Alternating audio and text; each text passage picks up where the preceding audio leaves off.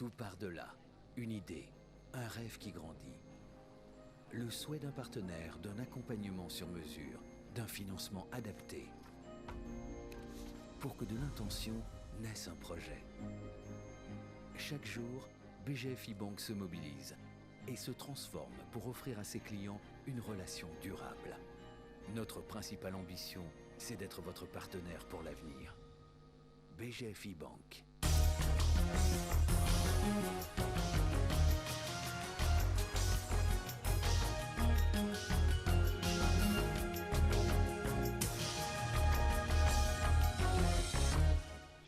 Lutte contre les violences sexuelles basées sur le genre, eh bien une dynamique communautaire et multisectorielle vient d'être mise en place dans la zone de santé de Maluku 1 et 2.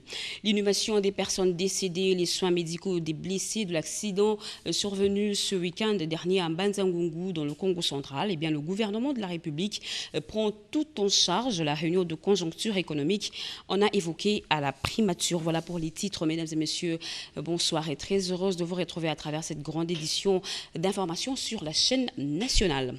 Forum Afrique-Russie, eh bien, la première édition a ouvert ses portes ce mercredi à Sochi. Kremlin veut marquer son retour de plein pied en Afrique avec la délégation de la République démocratique du Congo conduite par le chef de l'État Félix-Antoine Tshisekedi Tshilombo en tête-à-tête avec Vladimir Poutine. Le président congolais a prononcé ce premier mot. Vous avez été le premier leader mondial à féliciter mon accession au pouvoir et le président russe promet un partenariat économico-politique gagnant-gagnant avec la République démocratique du Congo. Les plus amples détails dans nos prochaines éditions.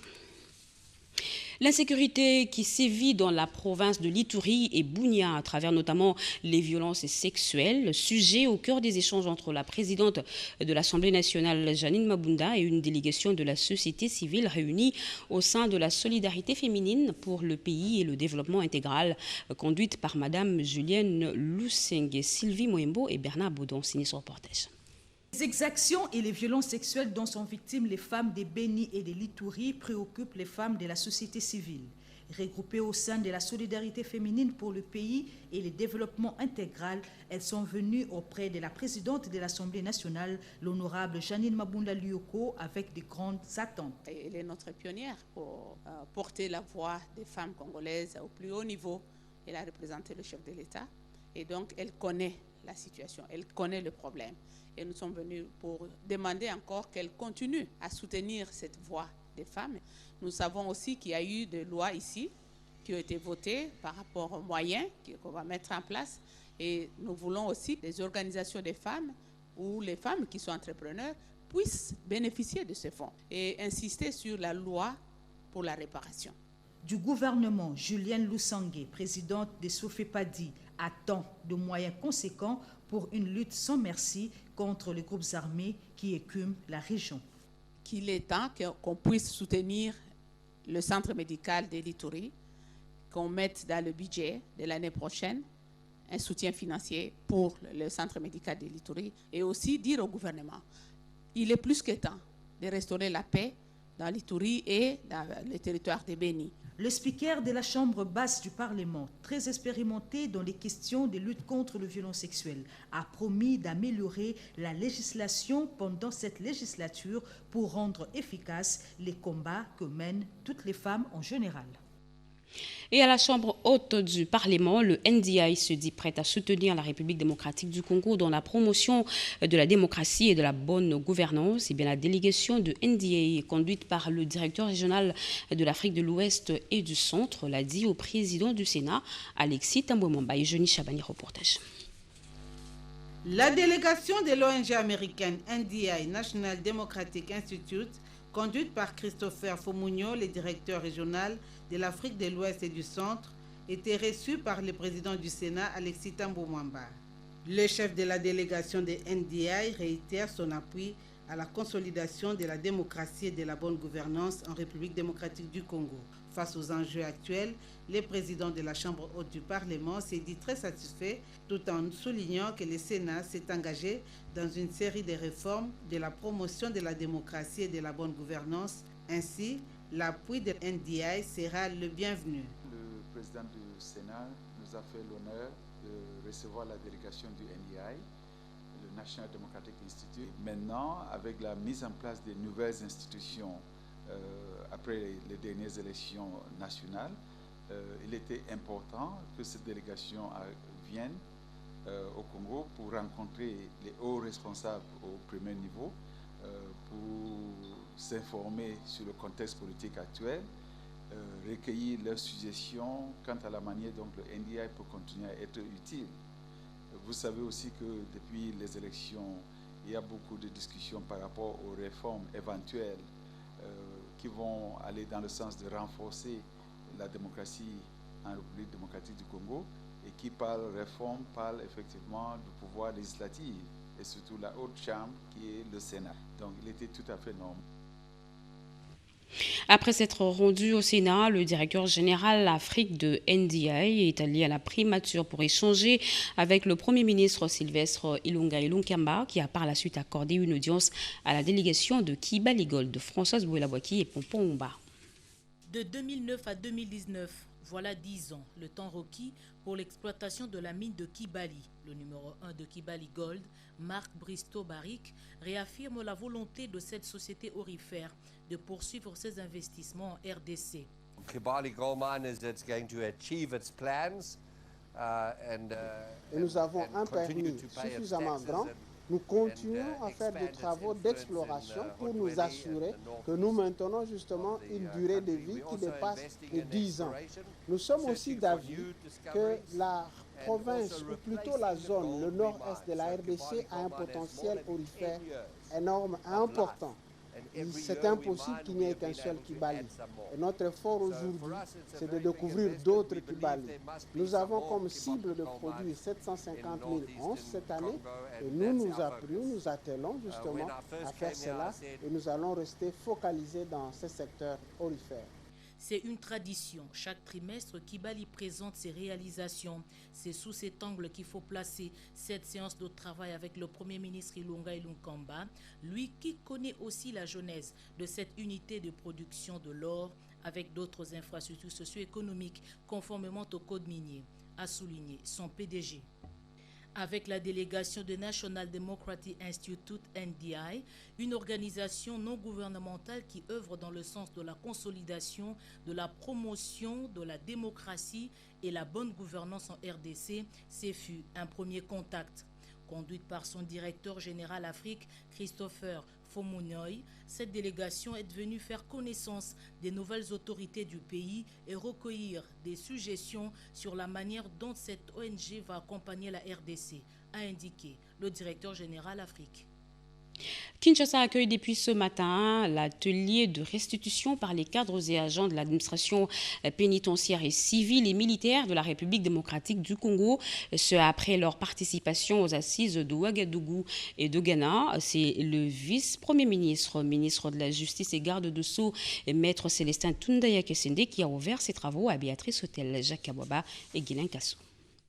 Béatrice Hôtel a servi de cadre à la cérémonie consacrée à la restitution de la mission d'études effectuée par les cadres et agents de l'administration pénitentiaire civile et militaire de la République démocratique du Congo au Burkina Faso et au Ghana. Georges Fouloumabi, secrétaire général à la justice, a saisi cette opportunité pour rappeler aux uns et aux autres que ce déplacement d'études a été organisé par le ministère de la Justice et celui de la Défense nationale en collaboration avec la MONUSCO et le PNUD dans le cadre du processus de réforme du système pénitentiaire initié en 2007 lors des assises pénitentiaires de Kinshasa et réaffirmé aux États généraux de la justice tenus en 2016. Pour le vice-premier ministre, ministre de la Justice et garde des Sceaux, maître Célestin Tundaya Kesende, la réforme de l'administration pénitentiaire de la République démocratique du Congo s'inscrit dans le cadre général de la réforme du secteur de la sécurité dans son volet relatif à la réforme de la justice. Le président de la République, son Excellence Félix Antoine Tshisekedi Tshilombo, a fait du secteur de la justice, de l'administration pénitentiaire en particulier, une priorité dans son discours d'investiture et dans celui qu'il a présenté tout récemment du haut de la tribune des Nations Unies. Quant à moi, L'heure est arrivée pour une véritable transformation de la justice congolaise. Aux 7 agents et cadres qui ont effectué les déplacements d'études de la RDC au Burkina Faso et au Ghana, les patrons de la justice congolaise. Vous êtes désormais professionnellement bien outillés pour poursuivre votre carrière. Ma joie sera alors comblée lorsque la République tirera effectivement profit des connaissances et des diverses expériences que vous avez acquises et que vous partagerez certainement avec vos collègues que vous avez retrouvés au pays. S'en est suivi la restitution avec image d'illustration de la gestion des détenus par les agents et cadres qui ont effectué des déplacements de Ouagadougou au pays des hommes intègres, les Burkina Faso, et à Accra au Ghana. Le développement de Sankourou passe indubitablement par les infrastructures adéquates et pour ce faire, il faut une prise en compte dans le budget 2020. Eh bien, le gouverneur de Sankourou en a échangé avec le vice-premier ministre, ministre du budget, Jean Baudouin-Maillot. Cédric Kenina. Une province dont les besoins en termes de développement s'expriment avec insistance, les Sankourou. Son gouverneur, Joseph Moukoumadi, mène depuis un certain temps un lobbying pour la prise en compte dans le budget de l'exercice 2020. Et il faut inéluctablement passer par les instances habilitées, notamment le ministère du budget. Le vice-premier ministre Jean Baudouin-Maillot Mambeke, à ses côtés, le vice-ministre du budget Félix Momat Kitenge, en a discuté longuement avec les chefs de l'exécutif de cette province qui, au sortir de ces échanges, a reconnu les efforts consentis par le patron du budget quant au nettoyage du fichier de la paye des fonctionnaires de l'État. Nous avons parlé des infrastructures, c'est surtout les infrastructures sankouroises qui posent problème. Vous n'êtes pas censé l'ignorer, l'état de route, l'état de nos écoles, l'état de nos hôpitaux. Il y a un tas de dossiers que nous avons pu parler. Donc, je pense que dans les jours à venir, le Sankourou sera regardé en tant que tel. D'une manière succincte, les deux parties ont également abordé les sujets liés au financement de la construction des infrastructures de base.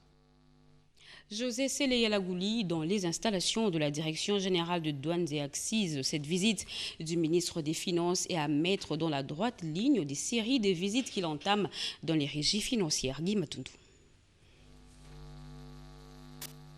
Direction générale de douanes et accises est la première choisie par le ministre des Finances pour sa tournée dans des entités relevant de sa tutelle.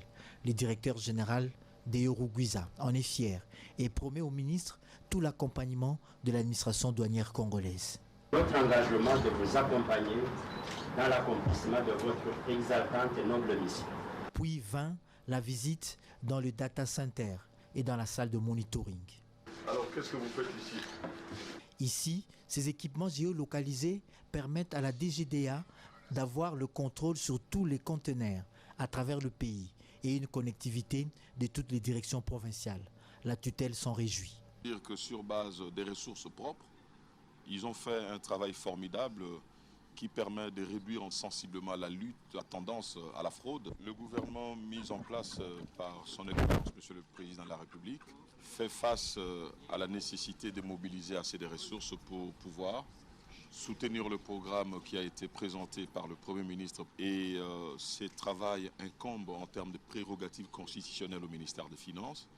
C'est donc tout à fait normal que je vienne mobiliser mes troupes, en commençant par la Direction générale des douanes et accises, qui fait déjà ce travail, en tout cas de manière citoyenne et patriotique, professionnelle. Mais il fallait venir s'enquérir de la situation, écouter la batterie des problèmes qu'ils ont, de manière à ce que le gouvernement y apporte des solutions. Auparavant, le ministre Sélé-Yalagouli a réuni autour de lui les responsables des régies financières. Sur la table, le dossier du rappel des prévisions de novembre 2019, ainsi que les stratégies à mettre en place pour l'atteinte des assignations. Lutte contre les violences sexuelles basées sur le genre, sur l'approche genre et droits humains dans les zones de santé de Maluku 1 et 2, en marge de la quinzaine de la femme rurale. Eh bien, une dynamique communautaire et multisectorielle vient d'être mise en place dans cette commune urbano-rurale. Christine Lenzo, Yvette Makuntima. La commune de Maluku, un choix opéré non seulement pour son excentricité, mais aussi pour son accoutumance aux pratiques coutumières parfois aux antipodes de la raison. Les projets de mise en place d'une dynamique communautaire multisectorielle dans la lutte contre les VSVB basée sur l'approche genre et droits humains dans la zone de santé des Maluku 1 et 2, lancée en Mbakana par la ministre d'État, ministre du Genre, Enfants et Famille, Béatrice Lomea Tilité, apporte des réponses holistiques dans la prise en charge des victimes des viols. Toutes les interventions pour la circonstance sont allées dans le sens de révéler la pertinence de ces projets du CONAFED qui reçoit l'appui des Medicus Mundi Bizkaïa, la patronne du genre, qui a tenu à remercier les partenaires pour cet accompagnement tout en réitérant l'engagement du gouvernement à réussir les paris de l'épanouissement de la femme. Vous avez l'appui total du gouvernement pour continuer avec ces projets. C'est aussi l'occasion de remercier Monsieur le Président de la République, son Excellence Félix Tshisekedi, qui fait des violences basées sur le genre un pilier majeur de son quinquennat.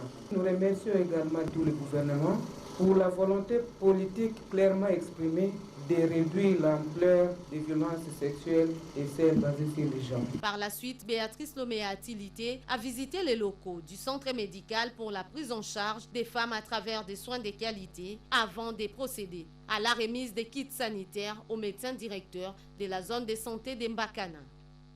Formation professionnelle des enfants, des militaires et des policiers de la ville de Kinshasa. Le lancement a eu lieu aujourd'hui au siège de l'INPP à Limete, à Nimbalaka, à Maurice Mbewa. Au total, 200 enfants des militaires et policiers qui vont bénéficier d'une formation à l'Institut national de préparation professionnelle, INPP. Ces jeunes filles et garçons vont apprendre différents métiers liés au froid, à l'électricité, l'électronique, mécanique et coupe et couture. Ceci grâce à l'association des épouses des militaires et des policiers que dirige Georgette Ondekane. Nos sincères remerciements s'adressent particulièrement au président de la République, chef de l'État, son Excellence M. Félix Antoine Tshisekedi Tshilombo,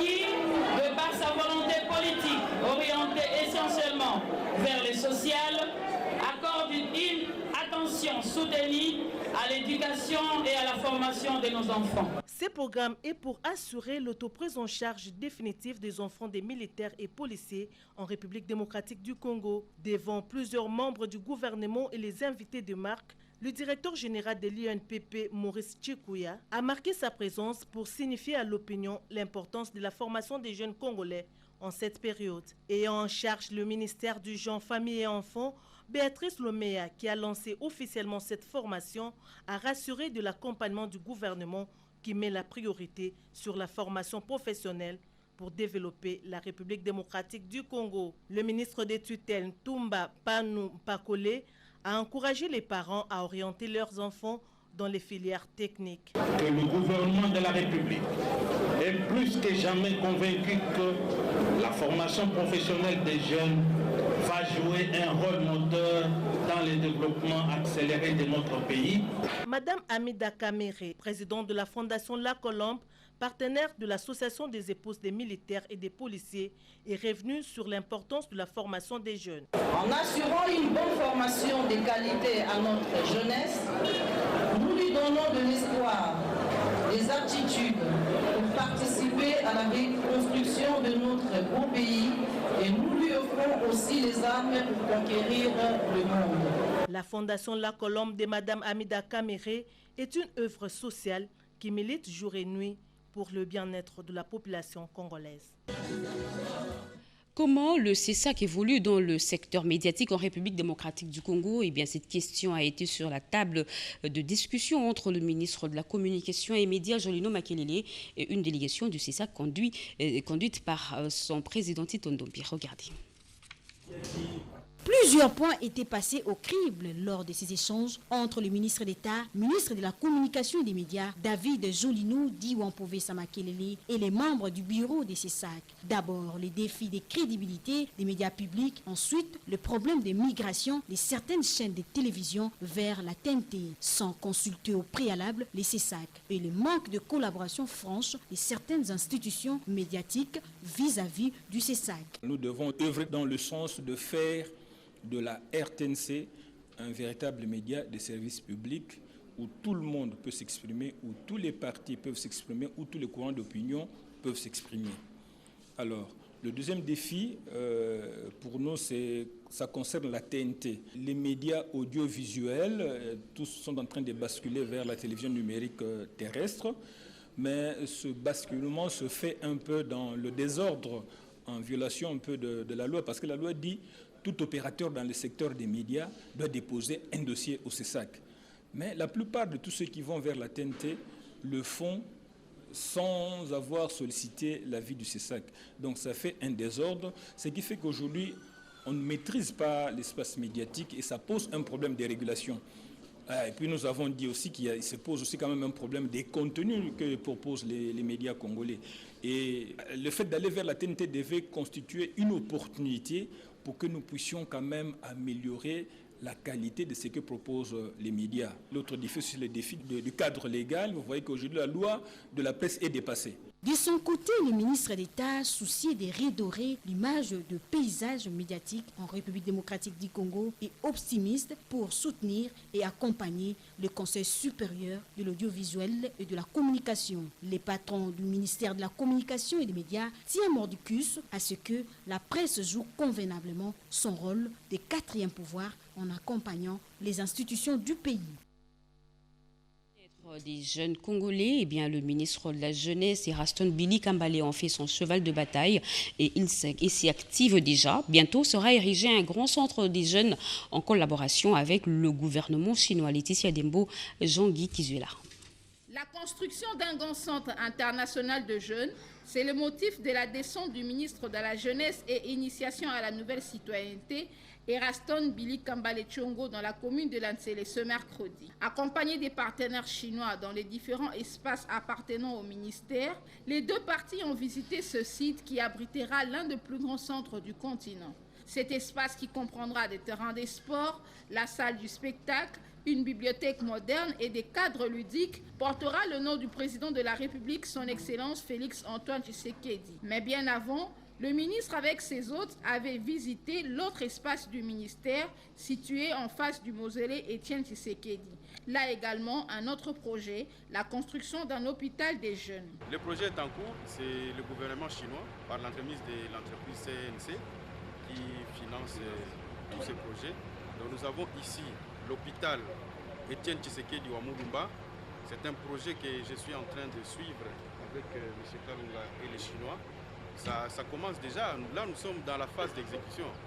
Et là où nous allons, il y aura le centre international de jeunes, où il y aura les terrains de football, il y aura les terrains de basketball, il y aura les médiathèques, les salles, les bibliothèques, les salles des jeux, ainsi de suite. Donc l'un des plus grands centres internationaux de l'Afrique, qui portera le nom de Félix Antoine Tshisekedi Tshilombo.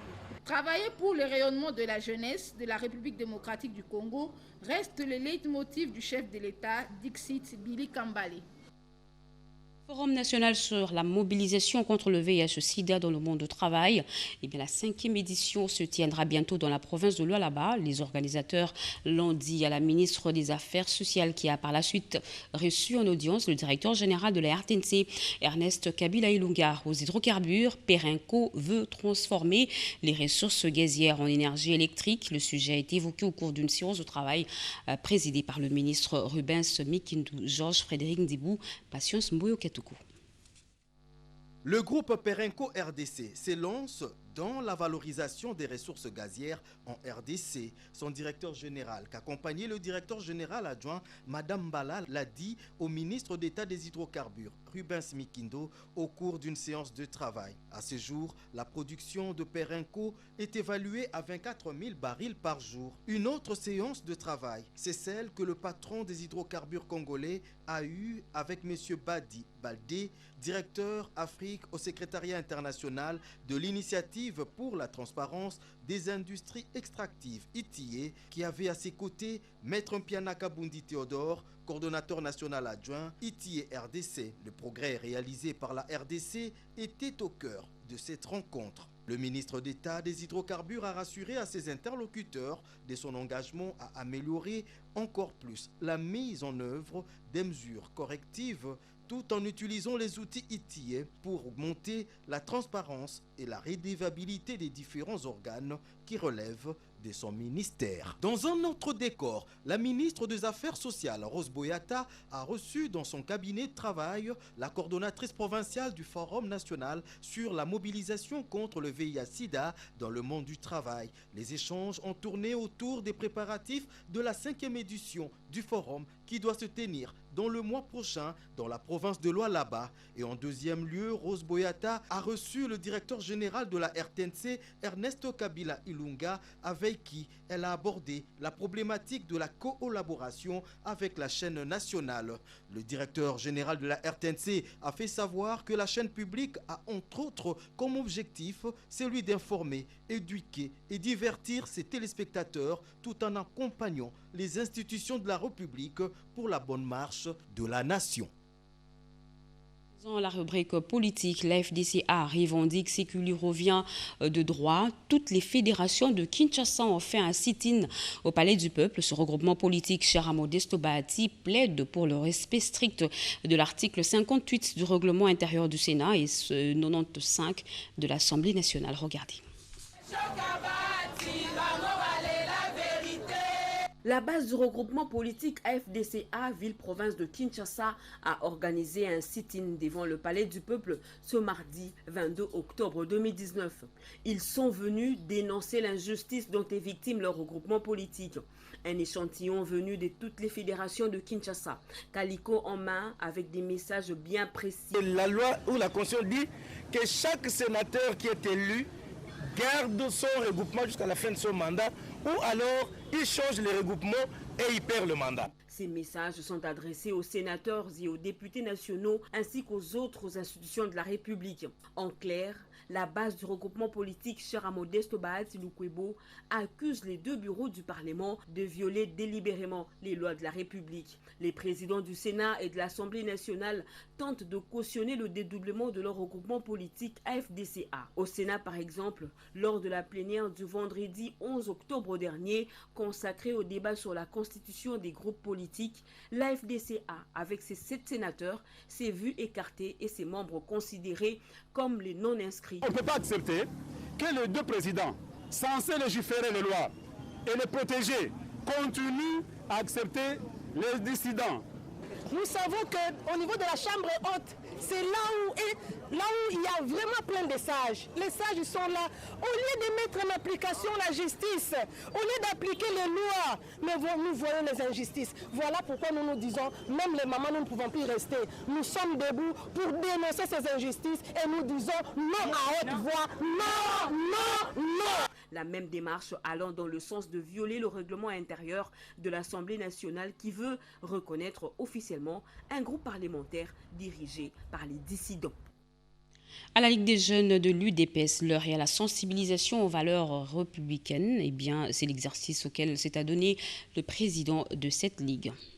Inculquer la jeunesse congolaise en général et quinoise en particulier les valeurs patriotiques pour un avenir meilleur de la République démocratique du Congo. Telle est l'approche pédagogique optée par la Ligue des jeunes de l'UDPS. Une façon pour elle d'outiller la jeunesse congolaise pour que cette dernière travaille et réponde aux besoins de la population. Message bien capté. Pour preuve, plusieurs adhésions ont été enregistrées et s'aligner derrière les idéaux que prend l'autorité morale de ces partis chers à Bruno Chibalanzenze. Une sensibilisation à la base afin de conjuguer les efforts pour la concrétisation de la vision du parti, celle liée à la conquête du pouvoir. Il est temps maintenant de la responsabilisation politique de la jeunesse congolaise.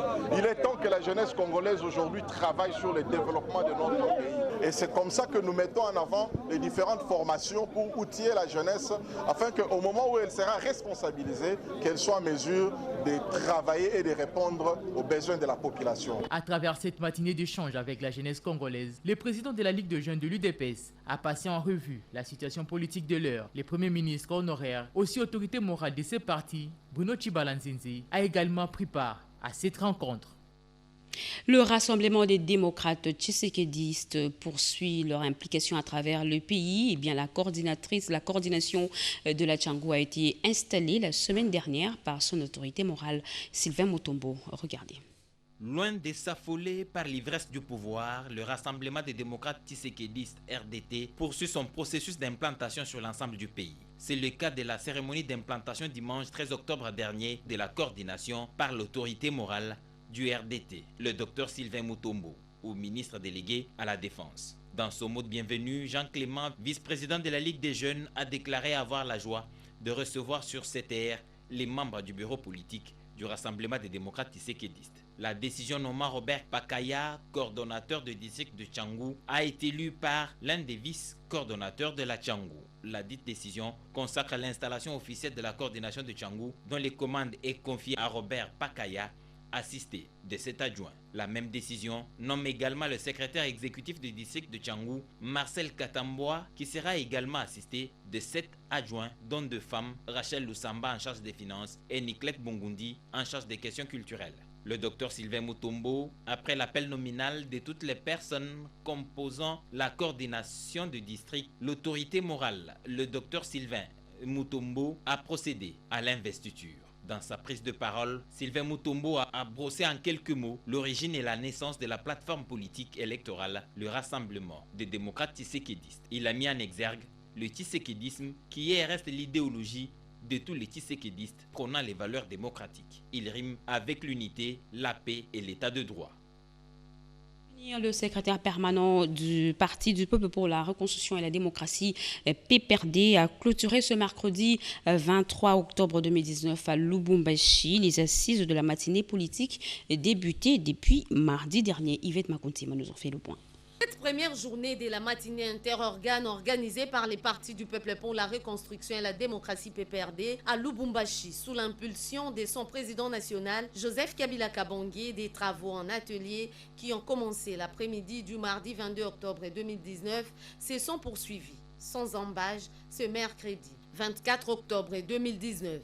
Chaque commission constituée traite distinctement des questions d'un secteur approprié qui lui a été confié. Dans la commission des finances et budget, par exemple, les échanges ont porté sur la santé des finances pour un parti énorme qu'est le PPRD. Nous avons regardé comment requalifier les sources de financement. La commission avait comme rôle de formuler des recommandations idoines et novatrices pour que le parti demeure toujours puissant comme il est maintenant. La commission chargée de la réforme constitutionnelle s'est penchée sur les lois fondamentales comme soubassement de l'État. Le sénateur Léonard Cheokitundu a tout au long de ses travaux présidé la commission dénommée idéologique et formation. Ici, il était question de la redynamisation des activités du PPRD. Pour se rendre compte du bon déroulement des travaux, le secrétaire permanent Emmanuel Ramazani Chadari, aux côtés du président fédéral Jacques Kiaboula Katoué, a effectué un tour de contrôle de chaque commission réunie autour d'une thématique spécifique. Visiblement, tout se passe comme prévu pour l'heure. Il ne reste que la mise en commun des propositions issues de chaque commission en vue de la constitution des résolutions qui seront soumises au président national du parti. Et ce communiqué nécrologique avant de boucler complètement ce journal, les familles Massalou, Montou, Senzedi et Mbakou ont la profonde douleur d'annoncer aux amis et connaissances le décès de leur frère aîné, cousin, époux, monsieur Massalou Mbamba Bouna Antoine, survenu à l'hôpital Saint-Joseph de Kinshasa le vendredi 18 octobre 2019 à 3h du matin. Le présent communiqué tient lieu de faire part à tous les ressortissants de Kikwit et de Kipouka dans la province de Kwilu. Le programme de funérailles se présente de la manière suivante. Vendredi 25 octobre 2019, levée du corps de la morgue de l'hôpital du Cinquantenaire à 13h pour exposition à l'espace Kagé, 16e rue Limité, quartier industriel, commune de Limité. Samedi 26 octobre 2019, levée du corps à 13h pour inhumation au nécropole entre ciel et terre. Le deuil se tient au domicile du défunt, 6 avenue Victoire, numéro 26, quartier Sans Fil, commune de Massina, pour la famille André Massalou. Voilà, c'est la fin de ce journal rédigé par Eric Kabamba, réalisé par Patrick Kachala et Ramadan Pouki, coordonné par Angèle Madbialalandou. Mesdames et messieurs, merci à vous de l'avoir suivi. Merci à vous qui nous suivez à Paris, en France, sur Épinay, sur Seine et partout ailleurs sur satellite. L'actualité continue sur nos antennes. Retrouvez à minuit Getty Omatuku. Nous dédions ce journal à notre consoeur Nono Manteku Mingeke qui souffle aujourd'hui une bougie de plus dans sa vie. Bonsoir sur vous.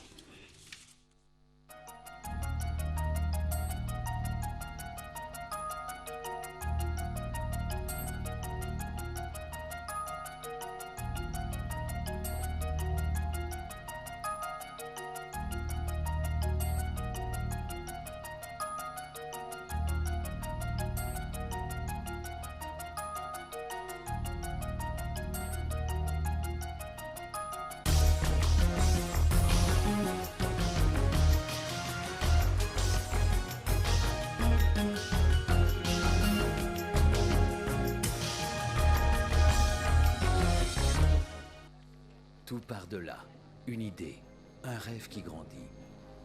Le souhait d'un partenaire, d'un accompagnement sur mesure, d'un financement adapté. Pour que de l'intention naisse un projet. Chaque jour, BGFI Bank se mobilise et se transforme pour offrir à ses clients une relation durable. Notre principale ambition, c'est d'être votre partenaire pour l'avenir. BGFI Bank.